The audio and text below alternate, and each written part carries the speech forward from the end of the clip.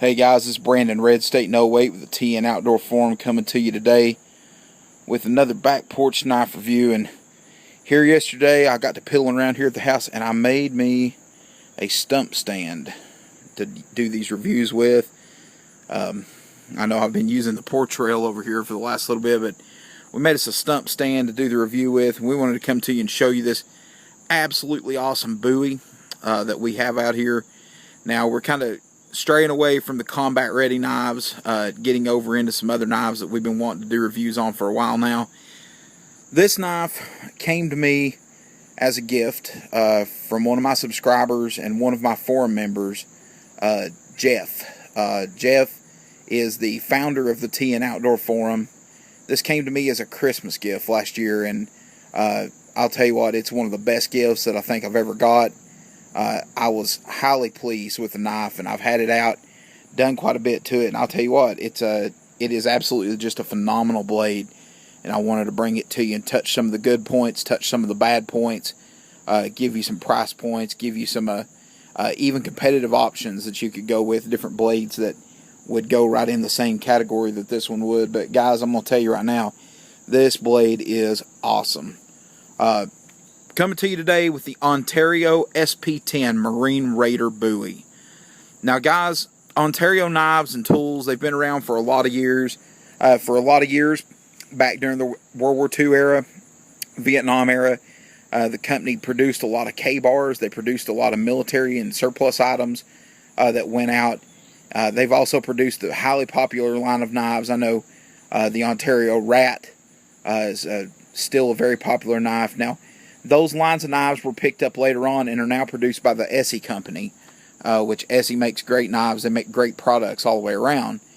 This particular knife is one of their line of knives in the Ontario. The Marine Raider coming to you. The blade on this knife is right at 14 inches, just the blade alone. Overall, I want to say the knife is 19.5 inches long. It is made from 1095 tool steel. So it is not rust resistant. Oh, it is not rust resistant in that 1095 loves rust. It loves to rust, but it does have this awesome, highly textured powder coat finish on the blade.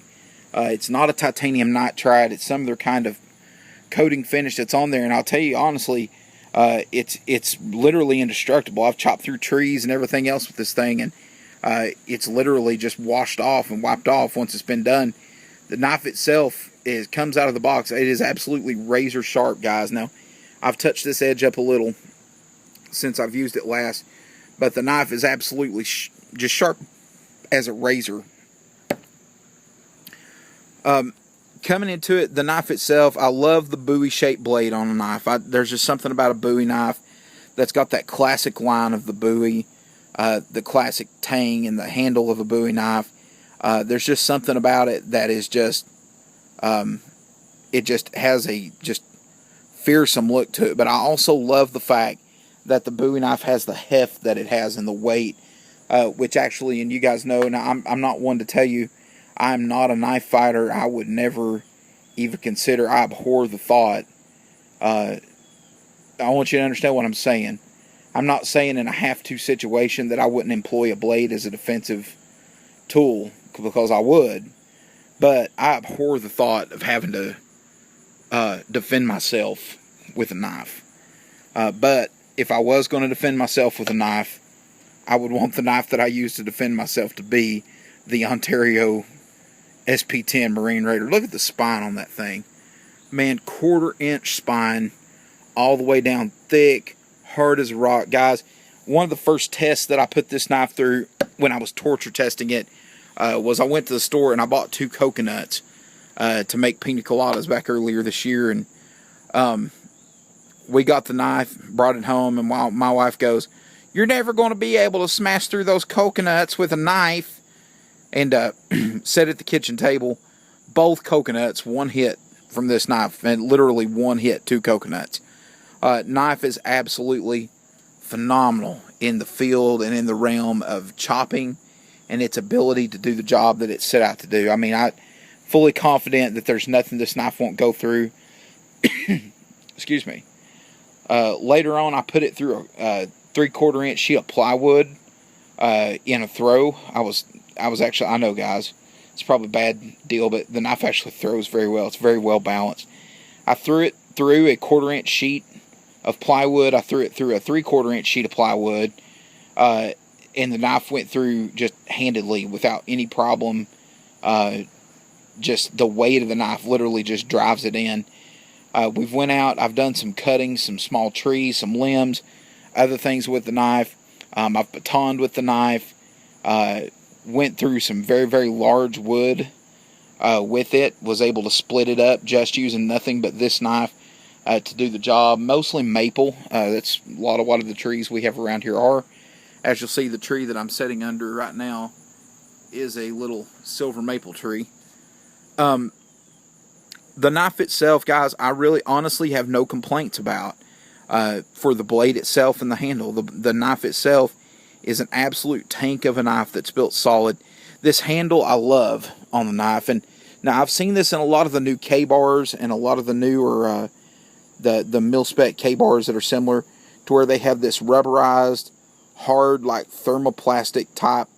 It's not really like a FRN, the fiberglass reinforced nylon. It's not that, but it's really a hard, kind of like a hard rubberized type finish on the handle, which makes the knife super grippy. It gives it a great grip. It doesn't slip when you have to hack with the knife. The knife will hack just fine without slipping. Another thing too is it has a very functional lanyard loop. Now, interesting story about that is the knife actually comes out of the box with a lanyard that is similar to just a shoestring, just a black shoestring that it comes with out of the box.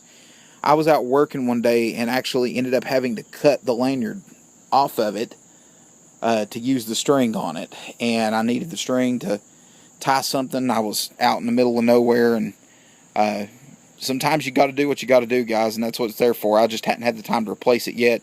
I may replace it later with some type of a paracord type arrangement on that and build a lanyard to go on the knife. But as far as the blade itself, the knife, the pommel, everything, it is a heavy hit piece of metal, guys. Heavy piece of steel.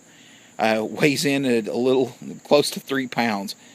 Super heavy knife. Now, one thing about the knife, and you know, guys, I've always been honest with you when I do a review and when I talk about knives, what I like and what I don't like, and this is no exception. It is a gift, and I don't want people to take it the wrong way. I'm not being ungrateful, because I am grateful for the knife. Love the knife. But guys, I'm going to tell you, I don't like the sheath. The sheath sucks on the knife, okay? And I'm going to show you why. Now, as far as material in the sheath, I have no problem with the material. It does have heavy-duty snaps. The sheath does have a leather belt loop that goes on the belt, which is connected to this kind of D-shaped ring, which connects to this leather, which is split riveted to a leather backing on the sheath with a welt that is made out of leather. You can see it from maybe here. Let me open this up and show you. You see the leather welt inside there. It has a leather welt that is covered on the outside. You can see in nylon where the welt covering is outside. It has a loop down here where you can string it to your leg if you're into that. What I don't like about the sheath, guys, is that, you know, as far as protecting the knife, it does a great job. It keeps the knife steady, and it does. One thing I will say in its favor and to its favor is it does keep the knife quiet when you're out walking and you've got the knife on your hip. But it enables the deployment of the knife and makes it to where the deployment of the knife is slow. You have two snapping mechanisms that hold it in place. And honestly, guys, I think that it could have sufficed to made a sheath that only snapped once and that held everything in place, just snapped once. Just my preference. You know, like I say, you may totally disagree. You may love the sheath. If you do, that's great, guys. I hope you do. But just with my preferences, I would have liked to seen them made the sheath to where it only snapped once over the pommel.